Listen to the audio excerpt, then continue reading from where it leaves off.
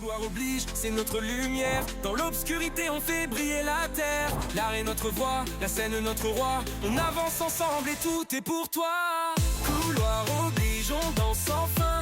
Sous les étoiles, on éclaire le matin. Le son, la vibe, on les vit intensément. Avec l'amour et la vérité, on se fait présent.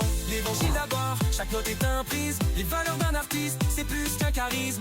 On unit nos forces, on crée un univers. Dans cette musique, il y a un mystère.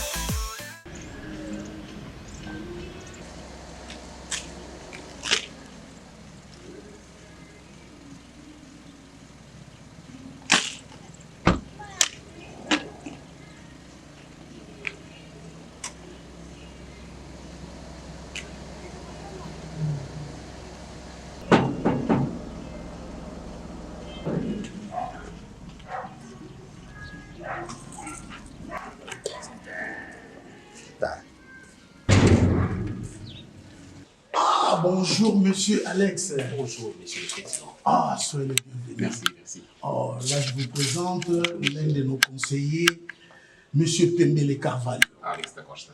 Ok. Le plaisir est partagé. Ok, merci beaucoup, s'il vous plaît.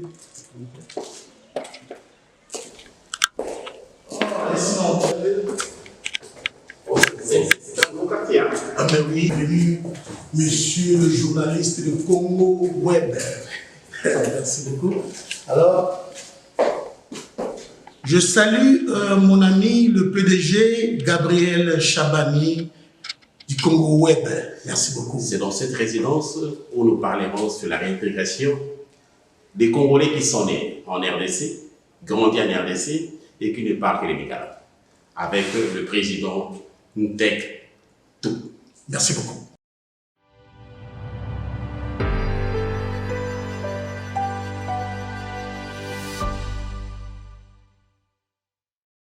Mesdames et messieurs, bonjour et bienvenue dans notre émission Couloir obligé, l'espace où nous parlons de la politique, où les idées s'affrontent, les vérités s'éclaircissent. Aujourd'hui, nous aborderons un sujet très important en ce qui concerne la réalité majeure sur la réintégration des Congolais et des Angolais qui sont nés en Angola, qui ont des difficultés de parler la langue portugaise. Sur ce, nous aborderons entre identité nationale, barrières linguistiques et insertion socio-économique, comment réussir ces défis. Pour en parler, nous sommes ici dans la résidence du président Ntekatu. Il nous parlera à long et à large sur son identité, son parti et comment nous allons aider les Angolais vivant en RDC ou ceux qui ont vécu en RDC pour entrer ici en Angola. Mesdames et messieurs, nous avons l'honneur de recevoir le président Ntekatu. Bonjour, monsieur le président. Bonjour, monsieur le journaliste Alex. Merci de nous recevoir ici dans votre maison. Je crois que l'émission sera bilingue, français, lingala, ou même trilingue, portugais. Ouais. Lobela Bisso, un peu sur vous. Qui est monsieur Tekatu?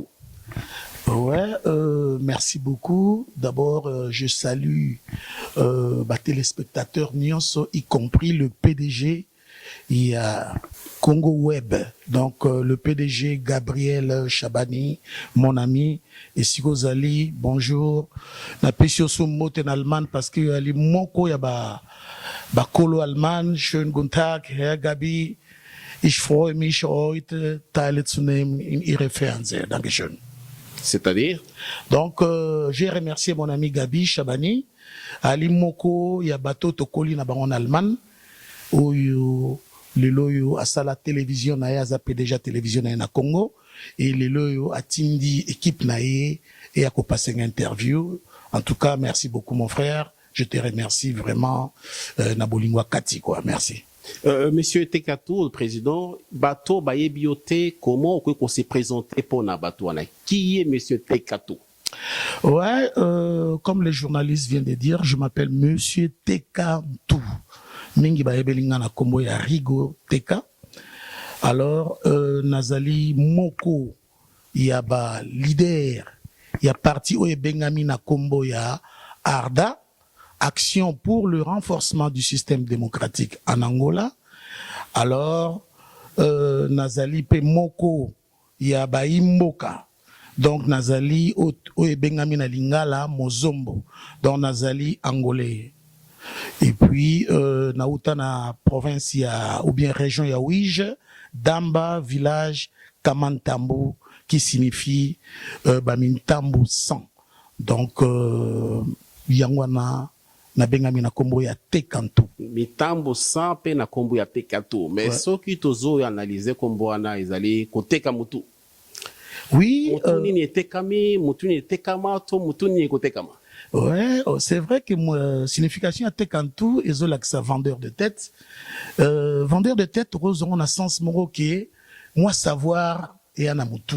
Moi koye ba moi mokezali donc mutu oyo ezana moi mayele ya kopesa na baninga ezali pour ne pas dire que moto ya koteka par exemple motasombi akenango. Non, moi capacité ezali, moi connaissance ezali, moi savoir ezana kata mutu pour na kopesa na bandeko mosusu. Et pour na village bengani Kamantambo ezola kisaki ba mintambo 100. Donc biso na bokoko na biso tozara na système que soki ou qui kotia mitambo neta bampuku na ba village faut tirer 50 na gauche 50 na droite pour ceux qui 50 à droite 18 50 à gauche et kozwa. Donc c'est pour cela to bengami na kombo ya kama ozo signifier 100 et mitambo donc boyebi mitambo c'est ça. Donc parlez un peu de votre parti Arda. Initiative ya pour ça la partie et utaki wapi le koni motiva ki pour ça la partie wana. Ouais, merci pour la question. Au juste ngana ali mwana ya moko ya ba grand révolutionnaire mboka oyo bengami na kombo ya Angola. Papa nangai azala vice-président ya premier parti démocratique angolaise en exil en 1960.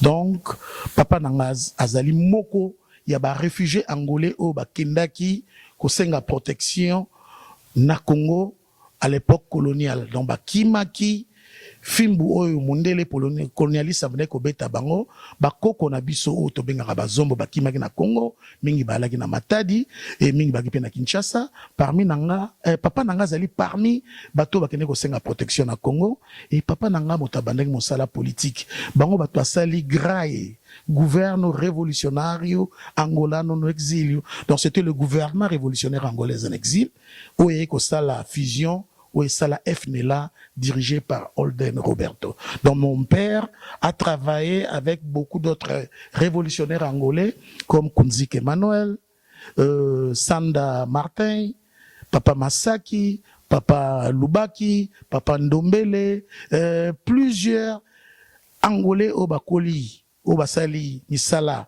na Congo, mingi pe mususu ba commerçant to na bango na Congo. Donc ba papa wana ba travailler ki na papa nanga na mosala ya mboka pona ko bunda pona indépendance Angola et elokwani na makila ti elandinga leloyo naza na kati ya mosala politique ça fait 35 ans. Donc vous êtes à la tête du parti Arda, vous allez vous rappeler en gros une formation qui se veut proche de la réalité sociale. Et vu historique nayo na papa nayo, vous avez souligné que vous êtes Mozombo. Et na introduction na biso émission tozali kolobela sur la réintégration des Angolais nés et élevés na RDC. Yo zali exemple moko likaniste ezali ndenge nini to mekana ko décortiquer situation oyo ba Angolais o bazonga to bengi na kombo ba regressado bazali ko vivre awa na kati Angola pour manque ya ko s'adapter pour la langue portugaise. Merci beaucoup. Question et adaptation ezali eloko oyo ezosala ke mingi ya bandeko na biso oyo bauti na RDC bazala na difficulté ya kofanda na mboka oyo ya ko progresser na mboka oyo parce que ba c'est limité ba boyi kozala intégré. Souvent okomona bandeko na biso belé batalaka même pas ba information ya Angola. Motaza na Angola mais otala ba information ya France ou ya Congo. Donc motoana c'est clair que koyeba makambo le kanamboka oyo te. Alors quand est-ce que motoana a comprendre la réalité mboka oyo yango no moni bato belé ba ko vivre na déformation information. Donc cela veut dire que motayo ki kana balabala balobi ke kuna baza ko beta be kolobo ye pa lati abi bazo beta biso mais ba beti bango te. Est-ce que toko koloba kezali crise ya intégration? Intégration d'abord en commençant par la langue. la langue portugaise. Tolinga te. Monoko oyo elobamaka officiellement en Angola, kombo nango portugais. Donc, quelque part, moto nyonso oyo aye na Angola, alingi afanda na Angola, moto wana facha na moto na yeke, il faut aye kola d'abord, monoko babengi portugais, parce que à travers monoko wana, moto wana arozalaso na ba difficulté te, même moto azoteka na wenzi, po ateka tomate na ye, il faut apesa prix à tomate na ye na portugais. Alors, imaginons que moto monsa koza malade, akepi un hôpital, a comme un hôpital, mazo ko s'exprimer en portugais. Donc, ba médecin, ba koki ko commettre erreur moko ou ekoki ko bomba moto wana pour ya kenela ki libumu pasi, mais kuna ba comprendre que azana problème ya baner automatiquement ba repese ki sa tamaboma, ti a se retrouver grave. Donc, on peut résumer que le fait ya kolobaka kalingala ezali ko constituer handicap munene pour na bandeko oyo ba uti Congo. Non, je ne dirais pas ça. D'abord, Lingala et langue mon photo apprécié yango. Pour Nangai, personnellement, na considéré Lingala comme deuxième langue la plus parlée en Angola. Ce qui est vrai, wana selonga, ce qui est vrai, le long Angola, sur au Tamboli, chaque quatrième personne a Lingala. Parce que, en dehors, il y a langue portugaise.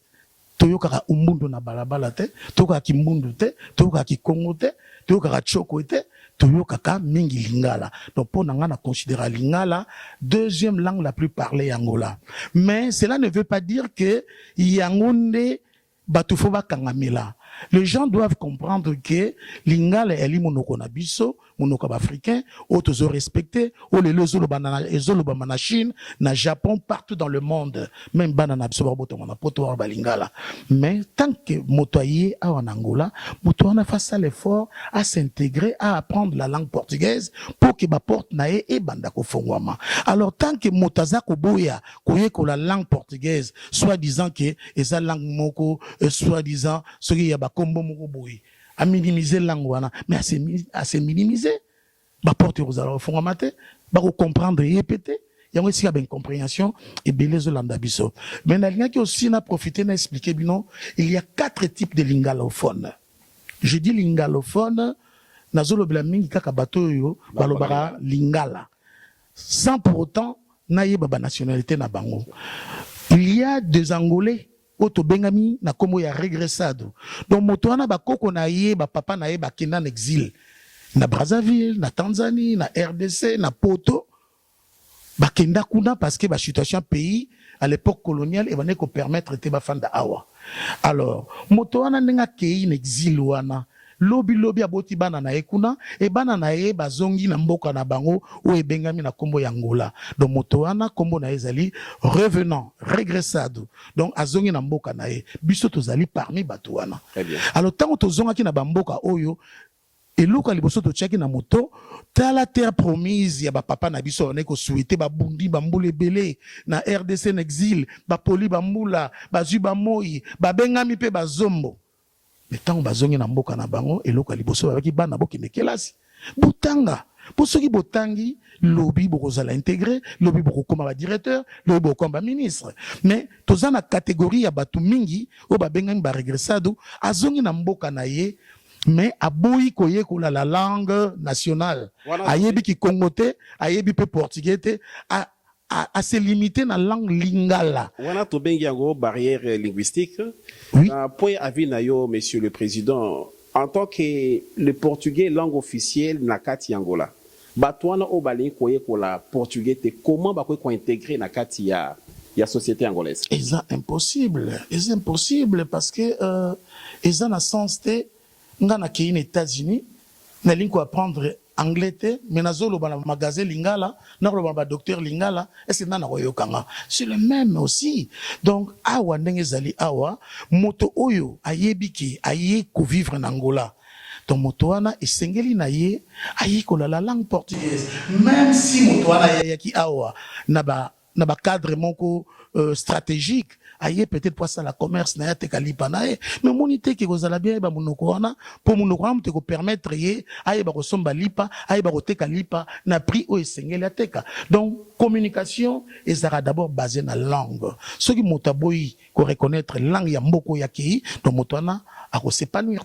Merci, Monsieur le Président. Est-ce qu'il faut qu'on envisage des programmes spéciaux, il y a apprentissage accéléré pour aider les difficultés? Il se peut, ils en ont apprendre, mais ils ont moyen pour nous faire des cours, pour nous faire des cours. Qu'est-ce que vous pensez? On ne peut pas imaginer un mécanisme accéléré pour nous aider les gens? À propos, peut-être vos au courant, le mécanisme existe déjà. Biso ba oto koti Angola en 1978. Musuba Koti na 77. Donc 2 ans après l'indépendance, biso toyaki na Angola. Donc tant toyaki to kutaki ministerio ba bengi na kombo ya assunto sociage. Donc le gouvernement en place créait déjà ba conditions. Il y a même des écoles où ba pour apprendre la langue portugaise, même na Palanca. Même partout, à plusieurs coins du pays, peut-être bateau bazan information te. Si bateau pas s'informer, l'école est ali pour nako aider bandeko bazali koya baye ko la monoko ya mboka. Monsieur le Président, ça reste à savoir, est-ce que l'école wana ezali orphelite, ezali payant? Imaginons toi outi na mboka mususu, aina ba difficulté, azana ba moyen te, et il faut amitanga.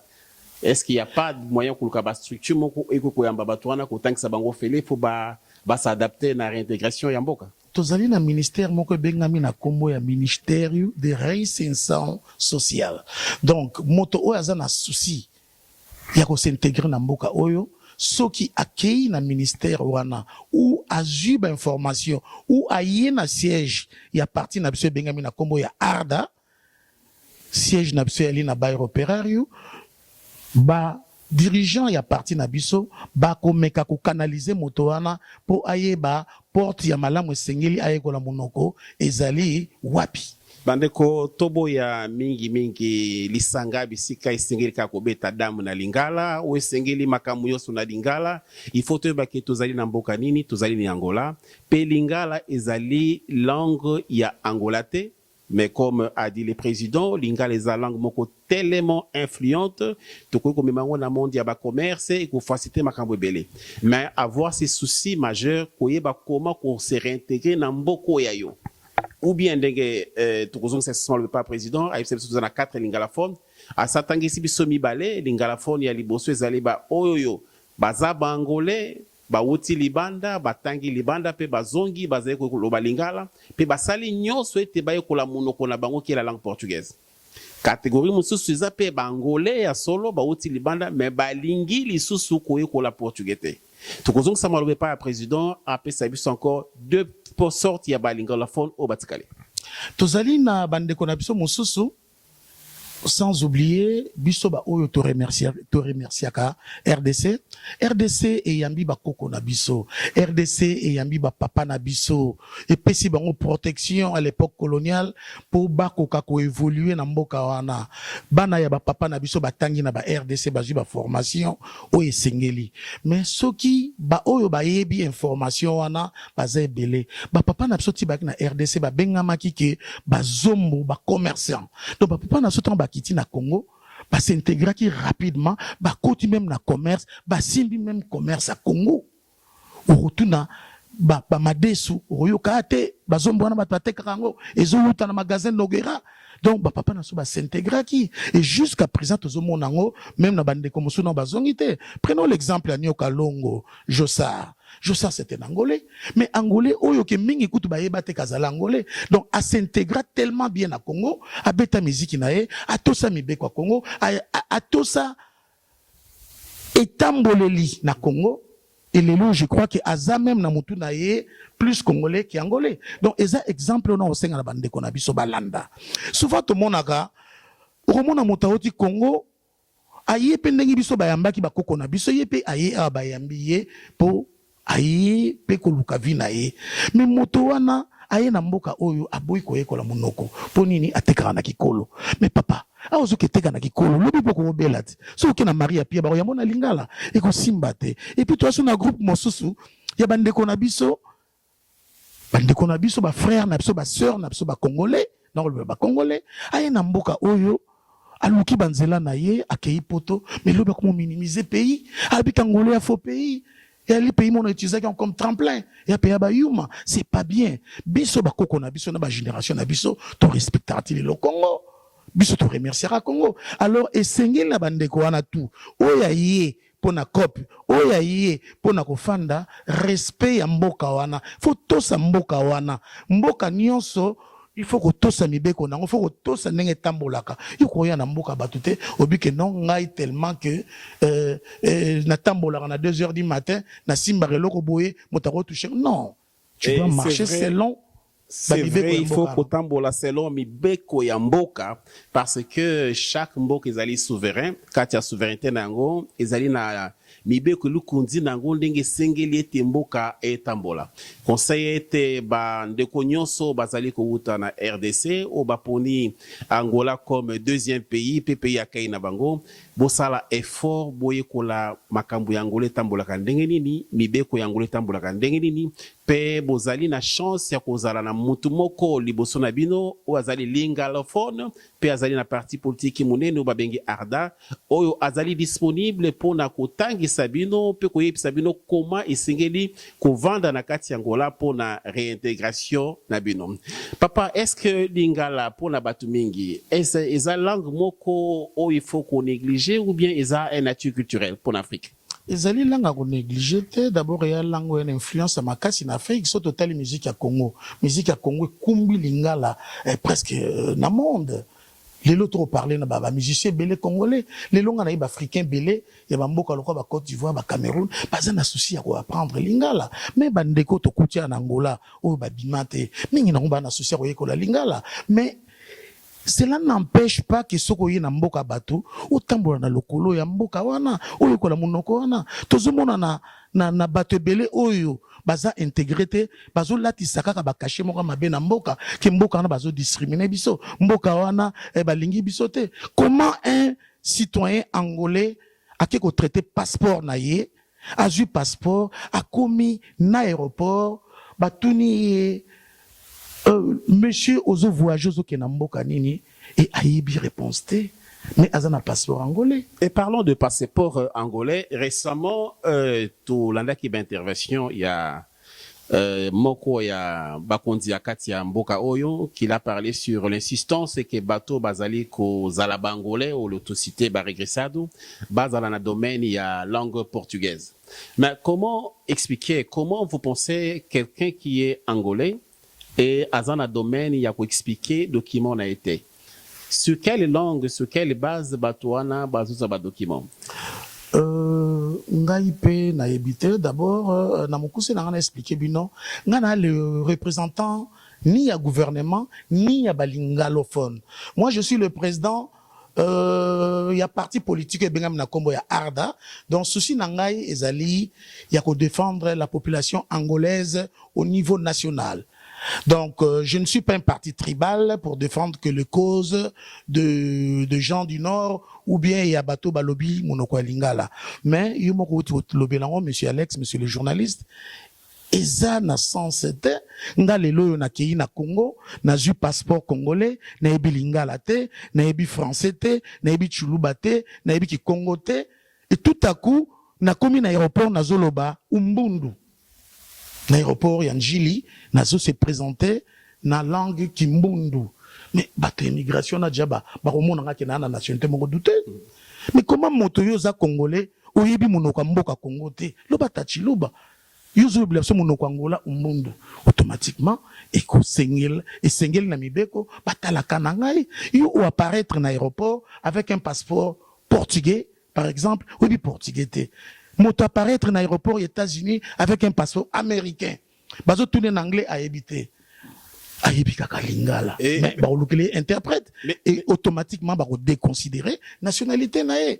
Monsieur le Président, c'est la logique des choses. Qu'est-ce qu'il peut faire, Monsieur le Président, que aux homona batu bazali ko uta Congo ba licencié, ba gradué, ba grand médecin, mais bazali toujours qu'on négligeait la langue portugaise. Alors sur les sessions, il y a socio-économique.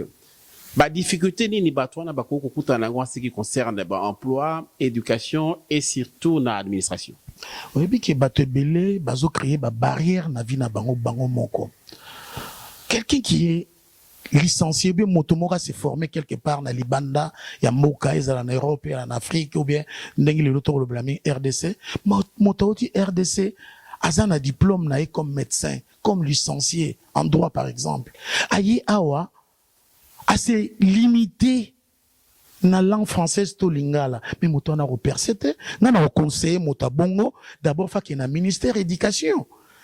Pour que à la pesa ba diplôme nae et la traduit pour ekoka ko pesa équivalence il y a niveau scolaire ya uti na libanda et en plus moto na za obligation ya ko yekola la langue portugaise pour à travers langue wana et ko permettre à s'intégrer au niveau et emploi na ba ministère ou ko que ça na ministère nulle part d'Angola pour le bara français pour le bara lingala ba koyoka ote alors il y a on ozomona bana ba ka ebele omona motaza cadre moko monene mboka pe ko ane besoin pour le développement y'Angola et tout à coup moto se limite à na uzaki kolo abando teka ba carte téléphonique vous comprenez donc c'est pas juste na bande ko na biso na ba cadre na biso na bana na biso o ba botami na Angola o ba baza ko kola na Angola ba kende ba kelasi batanga bazo formation pour lobi na bango ezala na moi garantie.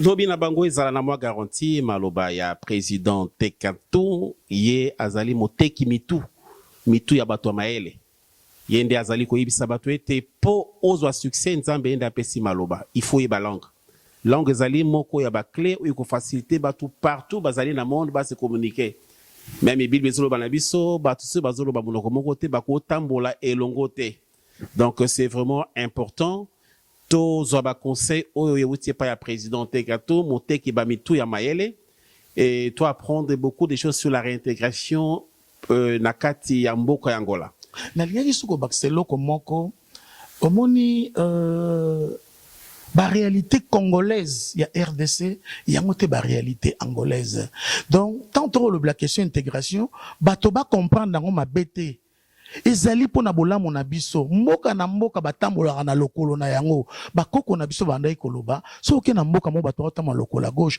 landa lokolo gauche kotama na droite na repese exemple moko ndeko na ngai le président Chabani que je salue le PDG ya télévision bengabi na kombo ya Web Congo lobi abengaki ngai abina ngame monsieur le président expliquez non ngai est-ce que bino pe na ngolé sala marake voiture mo réseau tambola bazipa plaque nango bazipa yango donc eza lisible té na ebisier nangola et ça la marate donc eza supposé que moteur tambola na voiture a bongo ou aza criminel ou a bombi loko moko donc esengeli na eba kangaye atuninga bongo question mosusu na mona na Congo romona musicien bimi sans to citer ba kombo musicien mais asa entouré na ba policier ba militaire bino pe ya bongo kabino.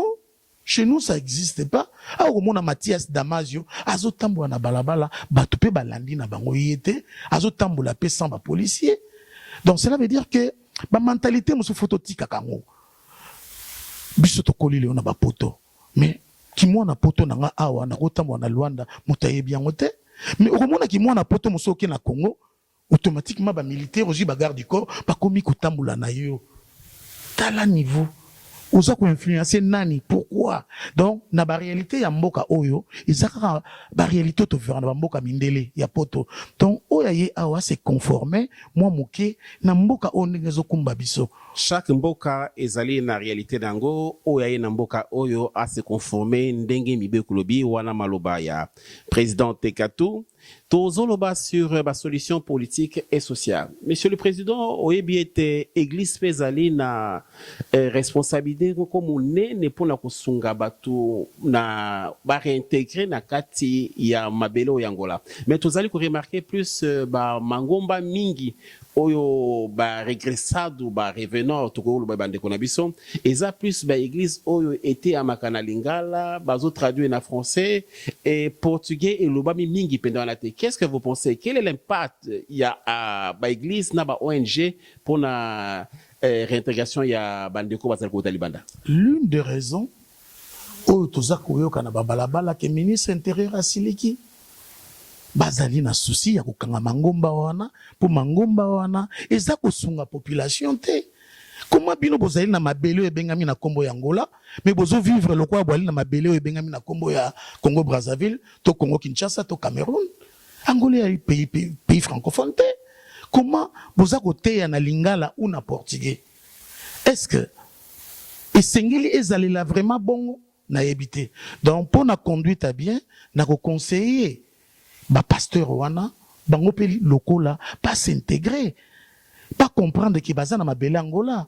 Et puis mingi na bango baza ko zo ba aide ya gouvernement angolais. Alors tant ozo zo aide lisungi ya l'état, mais ka kotambola na ndengi mibeko ya mboka esengeli ezala.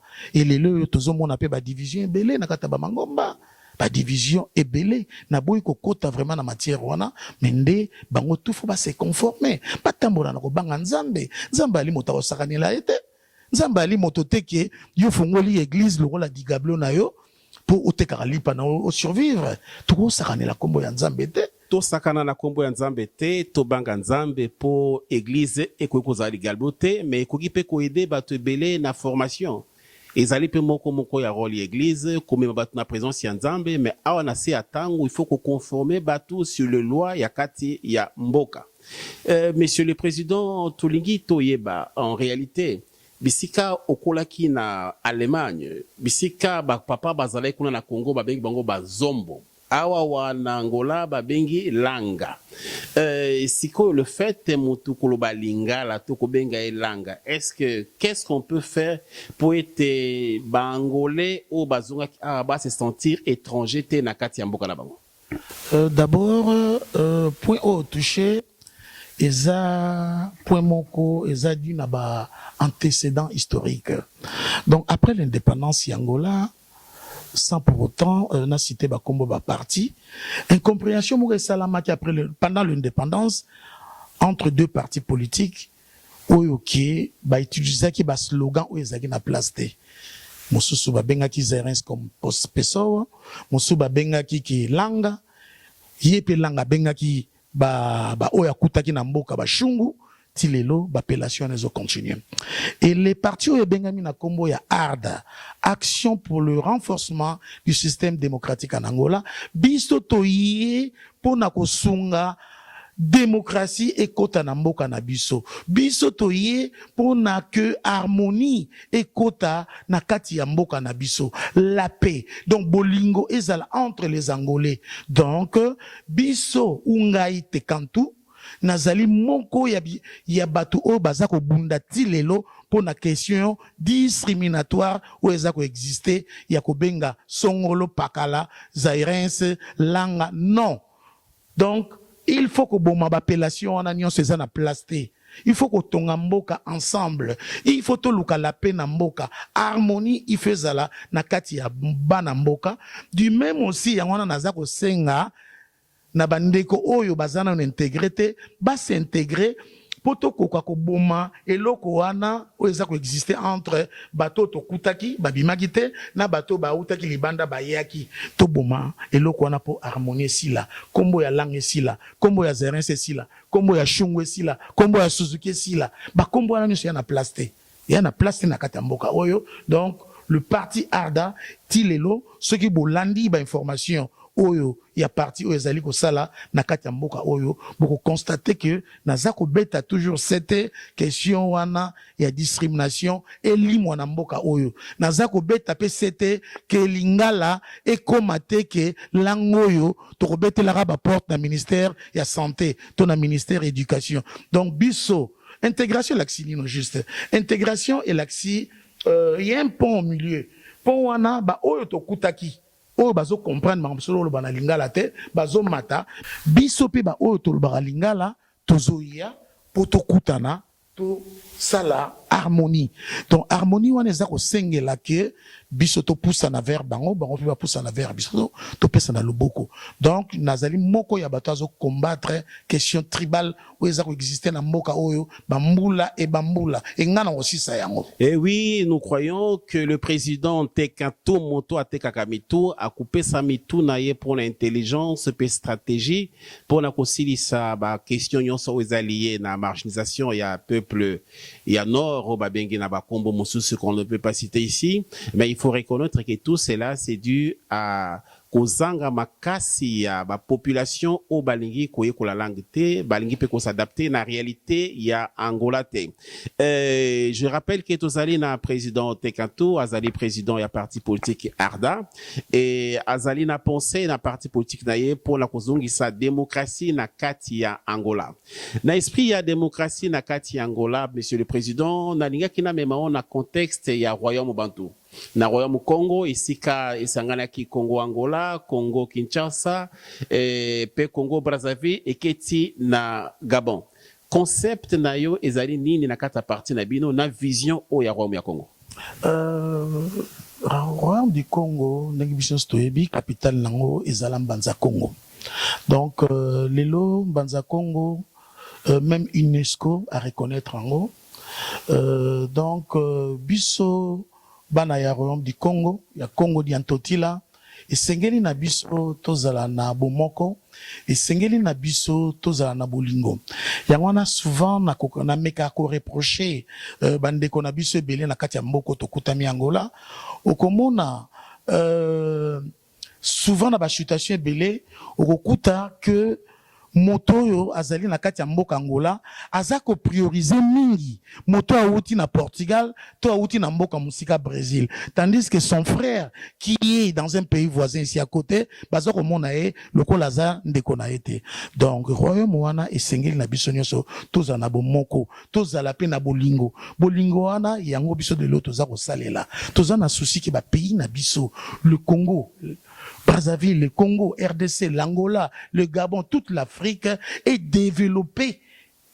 Alors, pour le développement d'Afrique, et sengeli na biso tozala na bomoko, et sengeli na biso tozala na vision moko.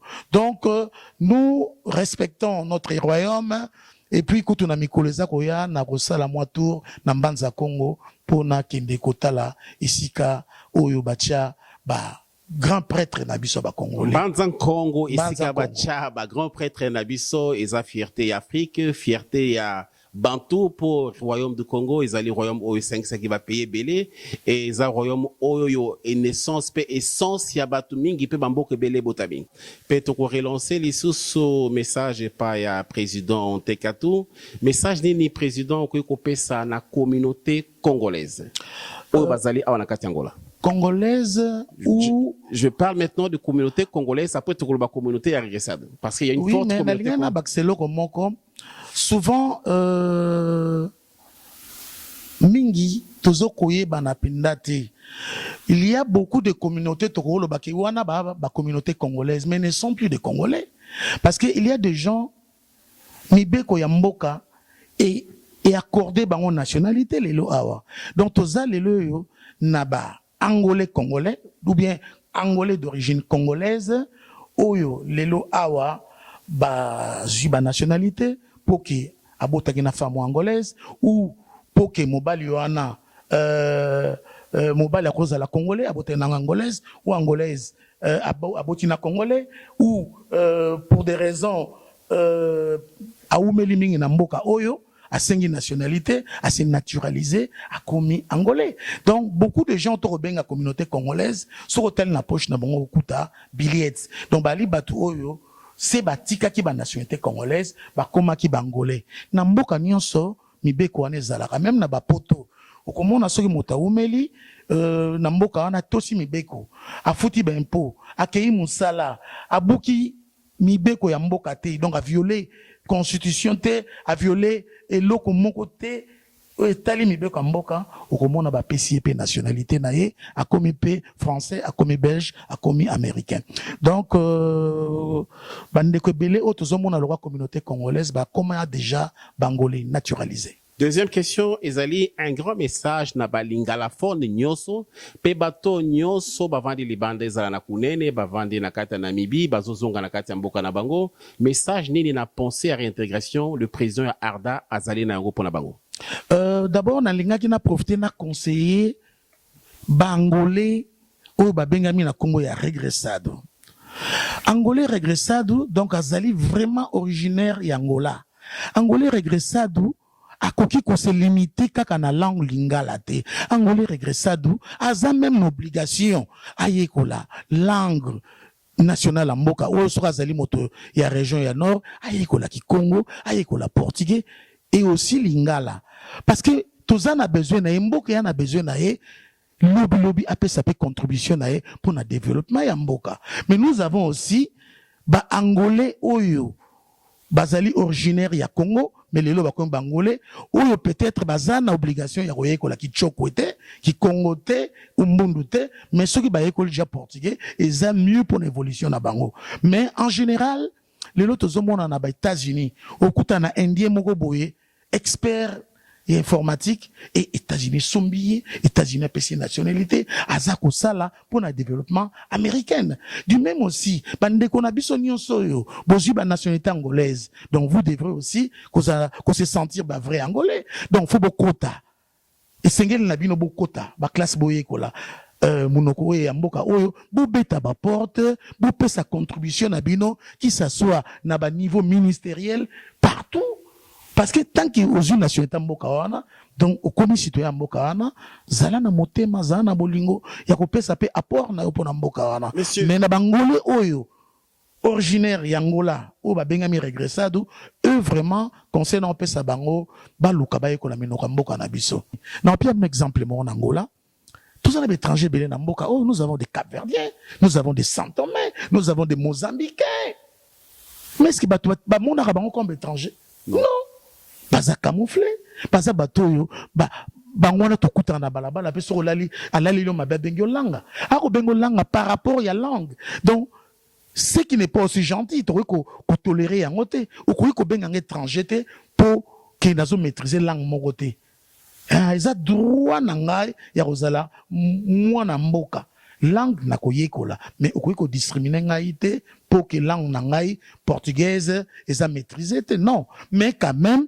pour na ko combattre tribalisme ana et sengeli na biso to yekola monoko pour to solola na le même fréquence to solola na diapason moko pour ben compréhension ezalate. Merci monsieur le président, comme l'a dit le président, merci pour la haute sagesse.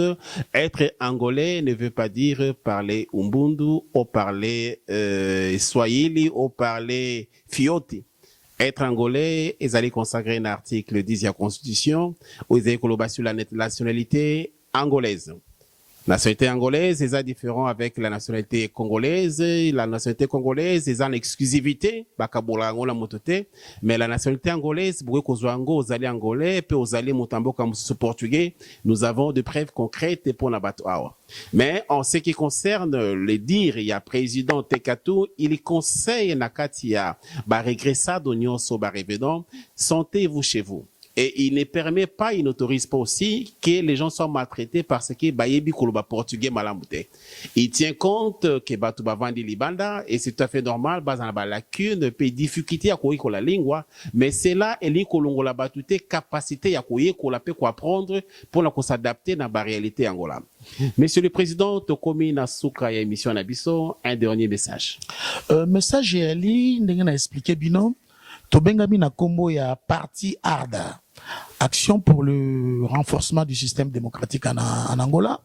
Pour na bandeko nyonso oyo bakoki kozala intéressé ba luka baye ba isi atofandi siège na biso e ali mosika ya São Paulo te ezali na baye opérario donc na Google bato balingi pe bako zwaka ba contact na biso ya parti na biso boya toza ko koma kalate na 2027 esika ba élection ezali ko koma na porte esengeli na bino nyonso tolinga mboka tozala na esprit patriotique to pesa contribution na biso pour na développement ya mboka na biso e bengami na kombo ya Angola donc boya na ba idée na bino nyonso boya to travailler na bino longo au lieu que vous fandara na bandaku bozala vraiment na information te ya o esengeli na mboka e kozala mabe mingi yango na toza komona lelo oyo okufanda boye basongolo pakala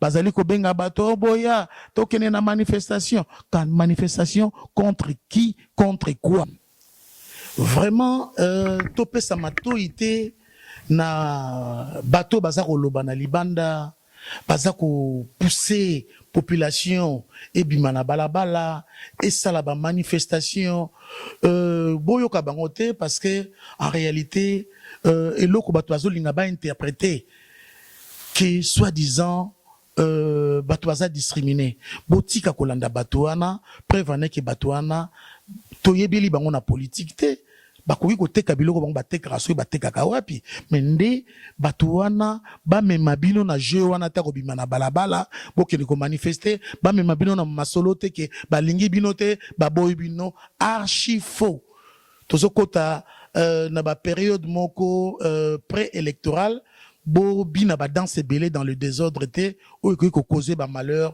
na bandeko na biso. Merci beaucoup. Merci. Manifestation contre qui, contre quoi? Merci infiniment le président pour cet éclairage sans tabou et sans détour. La question sur l'intégration des Angolais venus de la RDC dépasse la langue. Elle touche à la dignité et à l'identité, mais aussi à l'unité nationale. Construire un Angola inclusif, c'est reconnaître aussi la capacité de certains de nous, que nous ayons des difficultés et surtout des réalités que les gens ont vécues pendant tout ce temps, na 20 ans en guerre qui s'est passé. Donc toutes ces voix, même celles qui s'expriment en lingala, fait partie d'être un Angolais. Bien sûr. Merci beaucoup, Monsieur le Président, et tous les spectateurs, tout comme il a souka émission Nabiso, couleur obligée, qu'on a Nabilili Tozaki na papa Rodrigue Mayulu, et Toyamba mi en la résidence et à président. Je dis et je vous remercie. À la prochaine.